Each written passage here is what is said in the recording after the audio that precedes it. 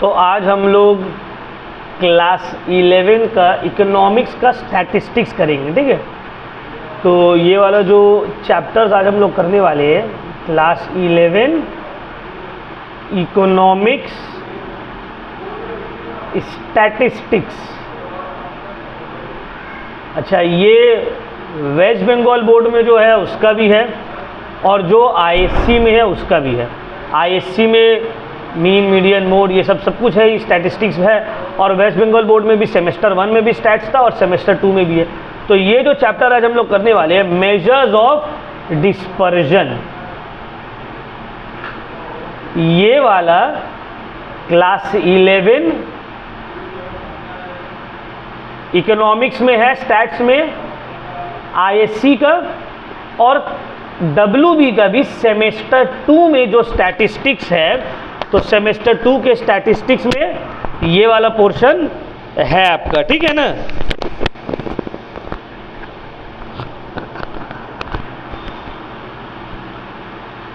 Measures of dispersion बड़ा chapter है, लंबा चैप्टर है, तो थोड़ा टाइम लगेगा इसमें कंप्लीट होने में। आप लोग का जो क्लास 11 डब्ल्यूबी का जो सेमेस्टर का जो एग्ज़ाम होने वाला है, सेमेस्टर 2, 40 मार्क्स में से 20 मार्क्स तो सिर्फ स्टैट्स रहेगा। 3 चैप्टर है, measures of dispersion, correlation and index number. 20 marks तो यही 3 चैप्टर से रहेगा। और आईएससी में भी आपका जो फाइनल टर्म होने वाला है या ब्लॉक टेस्ट जो भी होगा, तो स्टैटिस्टिक्स ऑलमोस्ट 40 to 50% स्टैट्स ही रहेगा। हाफ ईयरली में तो कम स्टैट्स था क्योंकि बहुत ज़्यादा सिलेबस हो सकता है अब सब स्कूल में नहीं कंप्लीट हुआ होगा, बट फाइनल में याद रखना है 40 to 50% जो आपका मार्क्स है वो स्टैटिस्टिक्स में रहने वाला है। तो इकोनॉमिक्स का स्टैट्स को एकदम अच्छे से बढ़िया तरीके से करके जाना है, ठीक है ना। तो चलो सबसे पहले ये समझना है डिस्पर्जन का मतलब क्या होता है। व्हाट इज डिस्पर्जन, बोलो। इंग्लिश वर्ड है ना, इंग्लिश में क्या मीनिंग है डिस्पर्जन का, बोलो। क्या हुआ, इंग्लिश पढ़ लेना। अभी बापी सर रहते गुस्सा हो जाते, डिस्पर्जन का मतलब नहीं बता पा रहे तुम लोग, बोलो। याद था, भूल गए। डिस्पर्जन का मतलब होता है डिविएट होना। डिस्पर्जन का मतलब डिविएट होना, कुछ डिफरेंसेस, उसको ये हम लोग बोलते हैं डिस्पर्जन, या फैल जाना, स्कैटर्ड हो जाना। डिस्पर्स बोलते हैं ना, डिस्पर्स्ड हो गया। तो डिस्पर्जन का मतलब होता है डिविएशन, है ना, एक्चुअल से सही रास्ता से हटकर कोई गलत रास्ता में चले गए। लोग बोलते हैं ना, ये देखो ये जो है डिविएट हो गया, अपना सही पाथ से ये डिविएट हो गया। तो dispersion shows the extent to which various values of the series tends to disperse from one another or from the average. लिखो, it shows the extent to which various values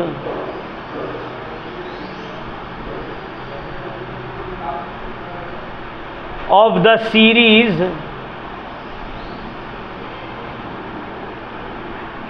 tend to disperse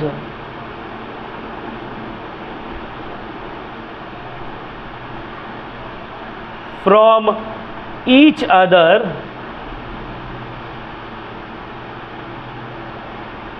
comma or from the average।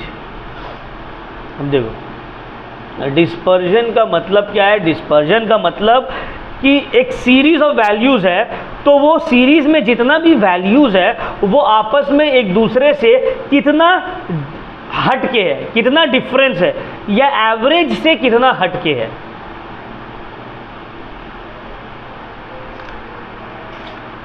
अब देखो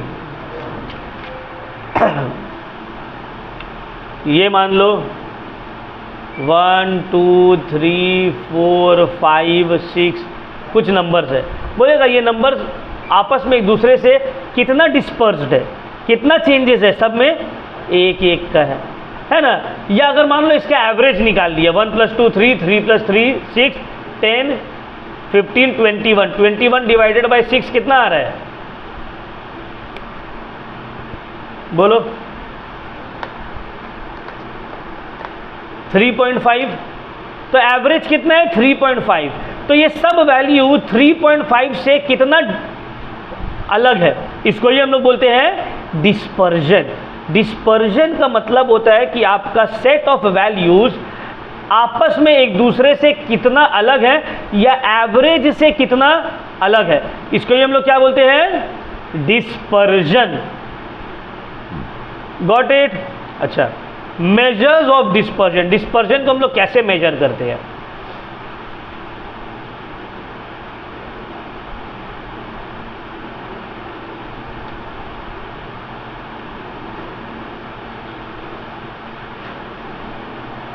measures of dispersion।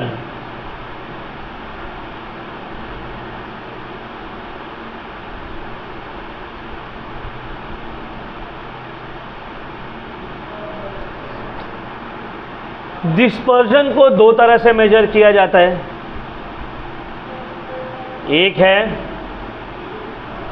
Absolute measures, एक है absolute measures, दूसरा है relative measures.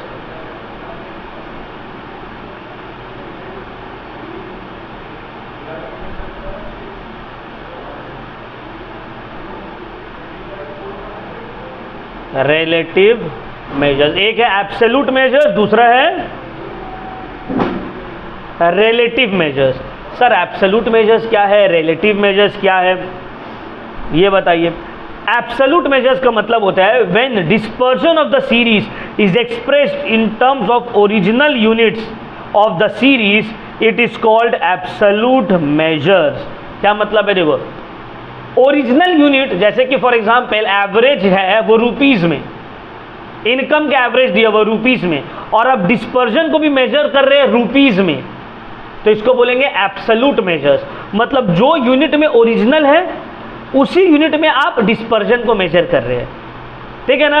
अब मान लो हम लोग सबका एवरेज वेट निकाला गया तो आया मान लो 50 kg, तो 50 kg एवरेज वेट है। हम बोले कि अनस का वेट जो है एवरेज से कितना डिफरेंस है, नावेद का वेट कितना डिफरेंस है, मेरा वेट में कितना डिफरेंस है एवरेज से, आइला का वेट में कितना डिफरेंस है। तो हम लोग सब वेट किस में मेजर करेंगे? केजी में ही करेंगे। तो एवरेज भी केजी में है, डिस्पर्जन भी केजी में ही मेजर हो रहा है, तो इसको हम लोग बोलेंगे एब्सोल्यूट मेजर्स। अब आते हैं रिलेटिव मेजर्स। रिलेटिव मेजर्स में क्या होता है? It expressed measures of dispersion expresses the variation of data in terms of some relative value और परसेंटेज। जब हम लोग डिस्पर्जन को कोई अलग वैल्यू में या परसेंटेज में एक्सप्रेस करते हैं कि भाई एवरेज से राइन का जो वेट है वो 10% डिफर कर रहा है, एवरेज जो वेट है क्लास का उस वेट से ओवैस का जो है वो 20% डिफर कर रहा है, डिस्पर्स कर रहा है। तो देखो वेट है केजी में, डिस्पर्जन को हम लोग मेजर कर रहे हैं परसेंटेज में, तो ये हो गया रिलेटिव मेजर्स। समझ में आ गया? एकदम देखो आहिस्ते आहिस्ते आराम से हम बता रहे हैं, टाइम लेके एकदम, ठीक है ना। तो मेजर्स ऑफ डिस्पर्जन दो वैल्यूज में मेजर होता है सर, रिलेटिव में और एब्सोल्यूट में। रिलेटिव मेजर्स कब बोलेंगे? जब जिस वैल्यू में ओरिजिनल यूनिट है उसी वैल्यू में डिस्पर्जन मेजर हो रहा है। रिलेटिव मेजर्स कब बोलेंगे? सर जिस वैल्यू में ओरिजिनल यूनिट है उससे अलग कोई वैल्यू में डिस्पर्जन मेजर हो रहा है, परसेंटेज में मेजर हो रहा है, रेशियो में मेजर हो रहा है, तब हम लोग बोलेंगे ये रिलेटिव मेजर्स है। क्लियर हो गया? समझ में आया? एब्सोल्यूट मेजर्स में क्या क्या आ जाता है?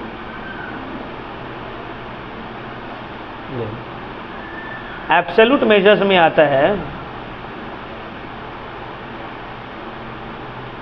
Range, quartile deviation,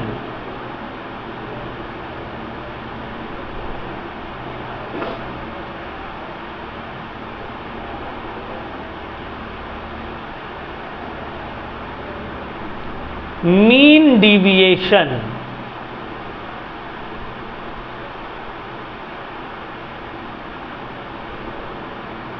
standard deviation.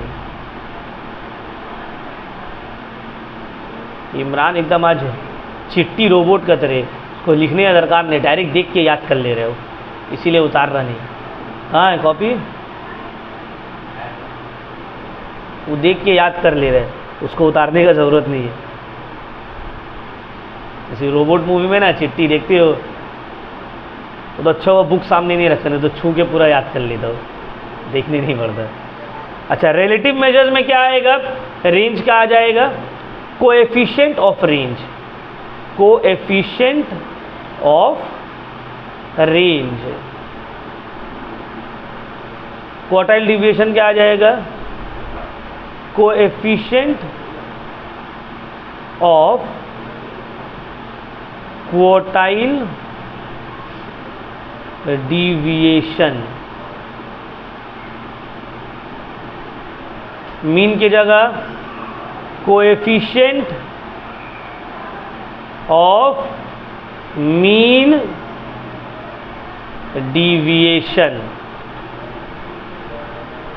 Standard deviation की जगह कोएफिशिएंट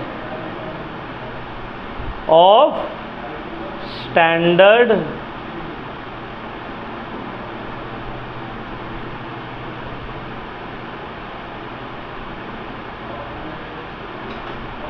डिविएशन।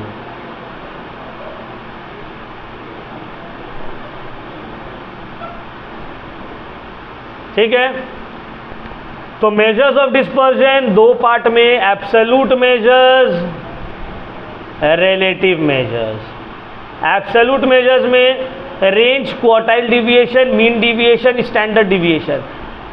रिलेटिव मेजर्स में यही सब का कोएफिशिएंट। Got it? क्लियर? चलिए अब हम लोग एक एक करके बढ़ते हैं। अच्छा, इससे पहले हम वो मीन मीडियन मोड में तुम लोग को पढ़ाए थे, individual series, discrete series, continuous series, वो सब याद है? तो भूले नहीं हो तो क्या मतलब है? एक बार फिर से हम रिवीजन करवा दे रहे हैं। कॉपी हो गया? अब देखो, there are 3 types of data या फिर series. Number 1, individual series. Individual series का क्या मतलब है सर? इंडिविजुअल सीरीज का मतलब होता है कि सिर्फ और सिर्फ वैल्यूज दिया हुआ रहेगा। जैसे कि for example, when only values are given,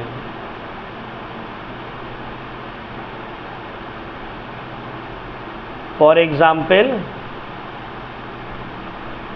marks of a student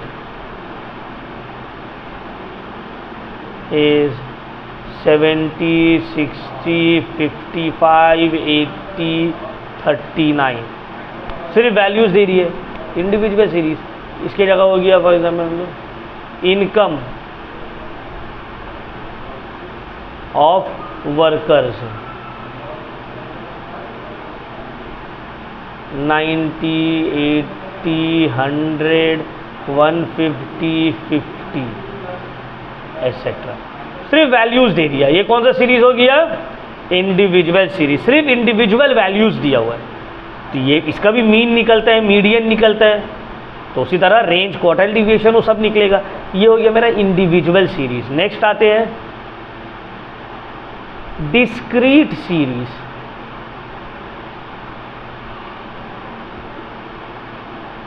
when frequency is given along with the values। जब भाई वैल्यूज के साथ साथ फ्रीक्वेंसी दिया हुआ रहता है, जैसे कि फॉर एग्जाम्पल ऐसे करके बॉक्स रहेगा।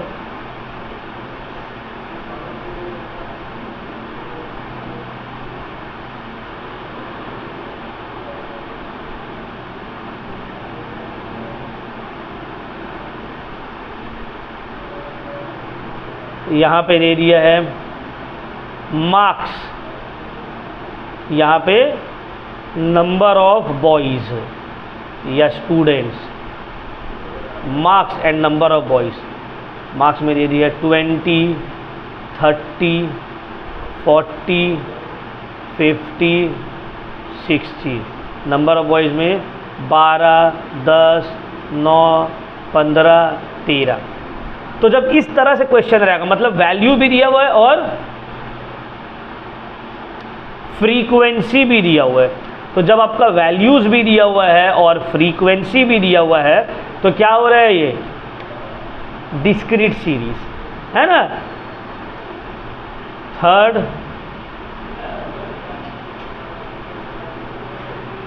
Continuous series when values are given in class interval along with the frequency।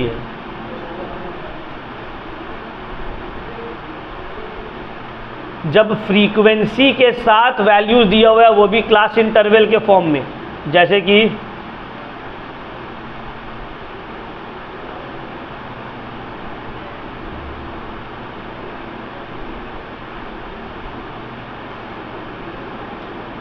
Marks,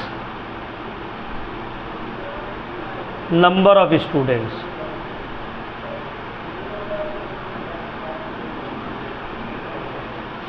marks है 0 to 10, 10 to 20, 20 to 30, 30 to 40। Number of students 9, 15, 13, 12। Value class interval में दिया हुआ है 10 से 20, 20 से 30, 30 से 40, उसके साथ साथ फ्रीक्वेंसी दिया हुआ। ये हो गया कंटिन्यूअस सीरीज। ये बताना तो नहीं चाहिए था लेकिन हम इसलिए बता दे रहे हैं कि ऐसा नहीं वो सम्स कर रहे तो ब्लैंक जा क्या कर रहे, कभी ऐसे कर रहे कभी वैसे कर रहे। ये एकदम बेसिक डेटा है इकोनॉमिक्स का। ऑलरेडी मीन मीडियन मोड जब करवा रहे थे उस वक्त हम इसको अच्छे से और डिटेल में लिखवा दिए थे, इसको हम रिपीट कर रहे हैं वापस से। क्लियर हो गया पॉइंट। तो 3 तरह का सीरीज है, मेजर्स ऑफ डिस्पर्जन। चलो अब आगे बढ़ते हैं। तो हम लोग देखो जी, हम अभी वही आधा घंटा रहेंगे। ठीक, तो एब्सोल्यूट मेजर्स है और रिलेटिव मेजर्स है, ठीक है ना। तो आज हम लोग कोशिश करेंगे रेंज को कंप्लीट कर ले। 3-4 क्लास लगेगा ये चैप्टर को कंप्लीट होने में एटलीस्ट। रेंज है quartile deviation, mean deviation, standard deviation. तो आज क्योंकि इंट्रोडक्शन में थोड़ा सा टाइम चला गया तो रेंज को हम लोग करेंगे, कोशिश करेंगे आज रेंज को कंप्लीट कर ले। हो सकेगा तो क्वार्टाइल डिविएशन स्टार्ट करेंगे और नेक्स्ट क्लास में फिर quartile deviation, mean deviation and standard deviation. तो चलो स्टार्ट करते हैं range.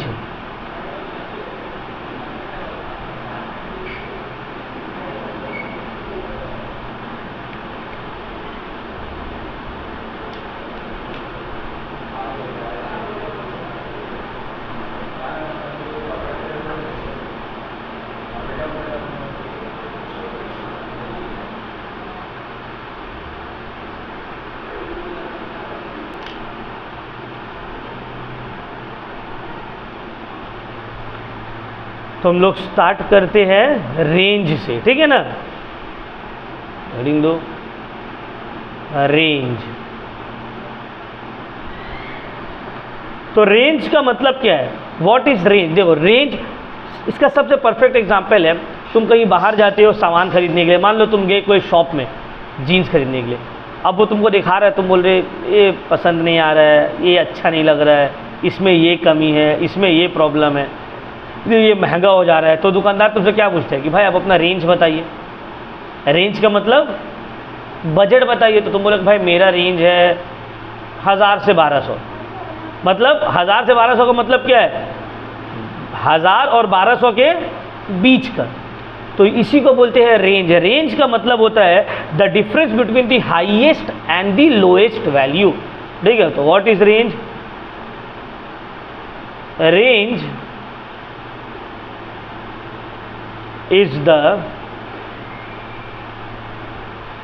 difference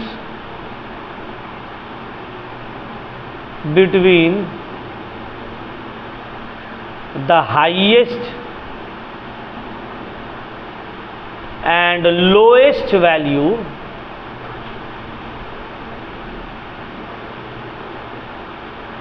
in the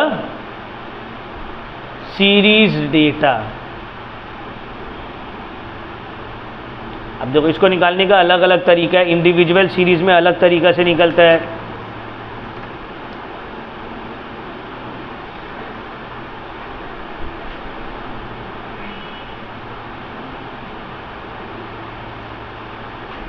individual series में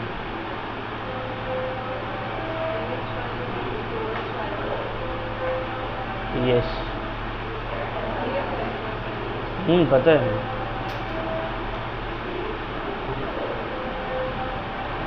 इंडिविजुअल सीरीज, इंडिविजुअल सीरीज में रेंज निकलेगा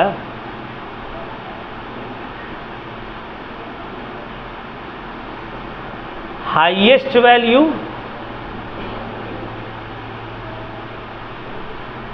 minus lowest value, highest value और लोएस्ट वैल्यू के बीच का डिफरेंस।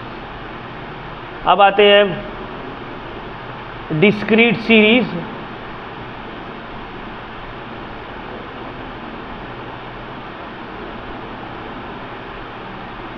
इसमें भी सेम है, range is equal to highest value minus lowest value. अब आते हैं तीसरा, continuous series.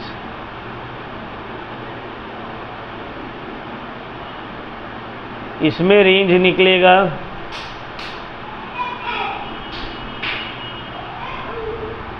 Upper class boundary of the highest class, upper class boundary of highest class minus lower class boundary of lowest class. अब ये तो formula है, इतना easy है कि इसमें अगर कोई रॉन्ग कर देता है तो अब क्या ही बोल सकता है आदमी। ठीक है, इसके ऊपर क्वेश्चन करेंगे अभी।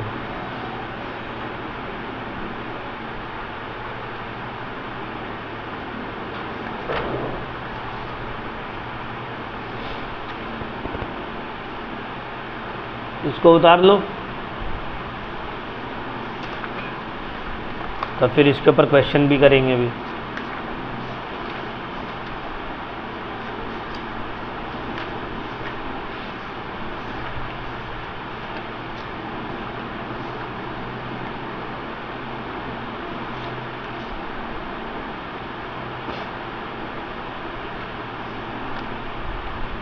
चलो स्टार्ट करते हैं। तो 3 क्वेश्चन हम लेंगे, एक इंडिविजुअल सीरीज का, एक डिस्क्रीट सीरीज का और एक कंटिन्यूअस सीरीज का, और फिर तीनों को सॉल्व करेंगे रेंज में।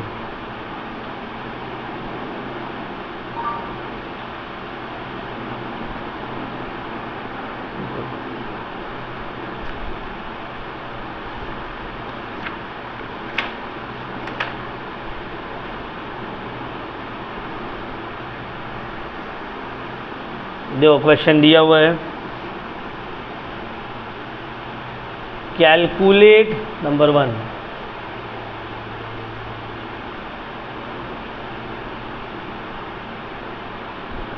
the range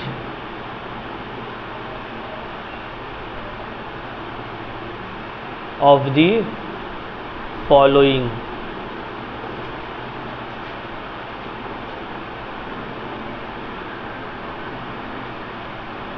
data: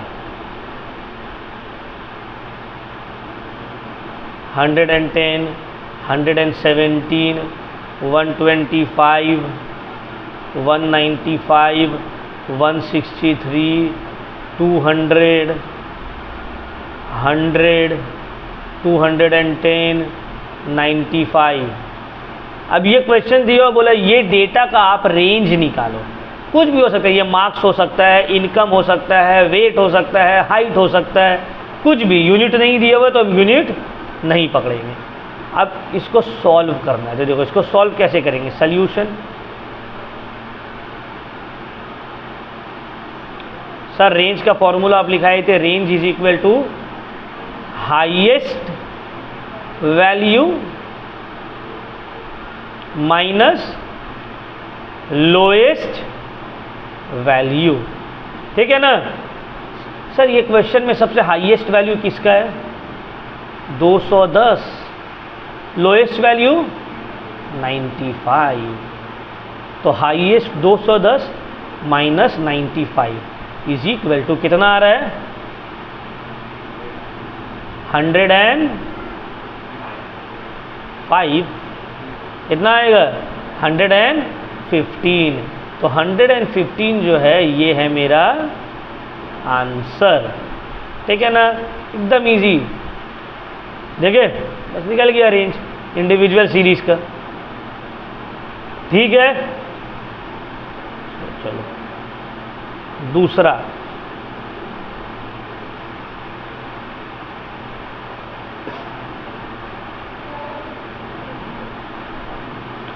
अब देखो, calculate the range from the following.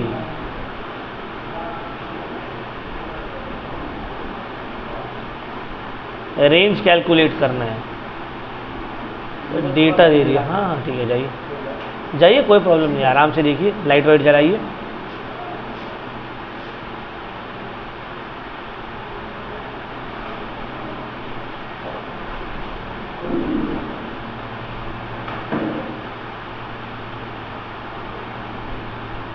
Calculate the range from the following।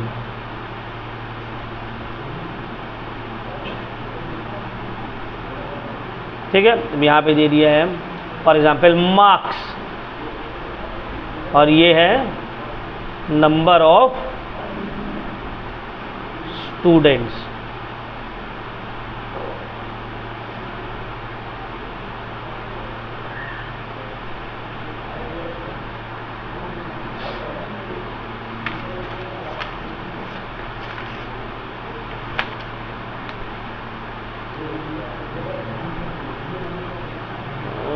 है 9, 10, 11, 12, 13, 14, 15, 16। Number of students 1, 4, 10, 14, 15, 6, 7, 20। ये क्वेश्चन है, ठीक है ना।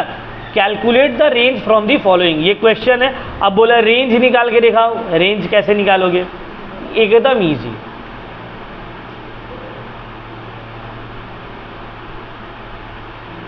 सॉल्यूशन की तरफ बढ़ते हैं। सेम फॉर्मूला जो बताए थे, range is equal to highest minus lowest value. अब सर कौन वाला वैल्यू देखेंगे? यहाँ तो दो है, मार्क्स भी है, नंबर ऑफ स्टूडेंट भी है। सर नंबर ऑफ स्टूडेंट तो फ्रीक्वेंसी है, फ्रीक्वेंसी को थोड़ी पकड़ना है, वैल्यू का बात हो रहा है। We are not talking about frequencies, we are talking about values. Frequencies को छोड़ दो, ignore the frequencies, value is marks. तो हाईएस्ट मार्क्स क्या है sir? It is 16। And sir what is the lowest marks? It is 9। समझ में आ रहा है? तो 16 माइनस 9 इज 7 मार्क्स। 7 मार्क्स या 7। This is my answer. ये है मेरा final answer. Got it? Clear हुआ पॉइंट? समझ में आए? तो कोई दिक्कत?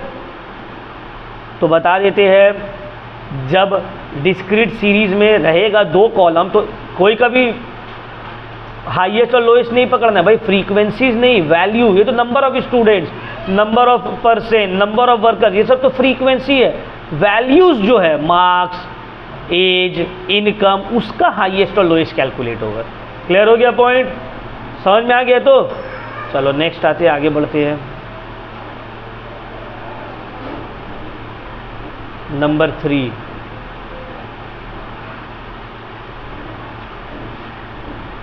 Calculate the median, sorry median बोल रहे हैं, कैलकुलेट द रेंज।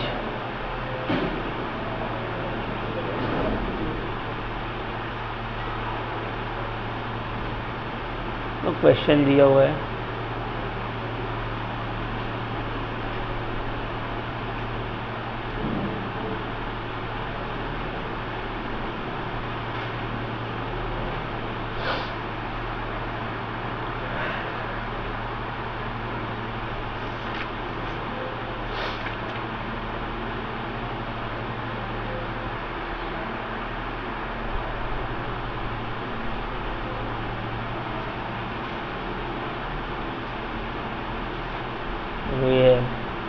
इनकम या wages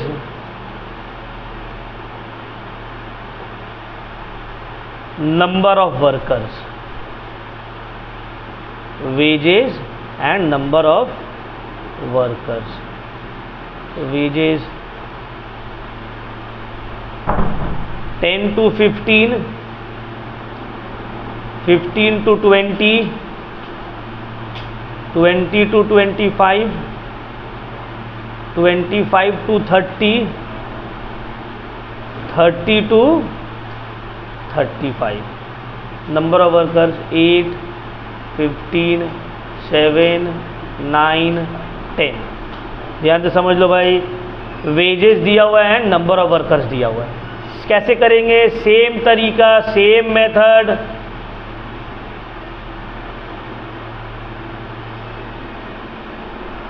range is equal to,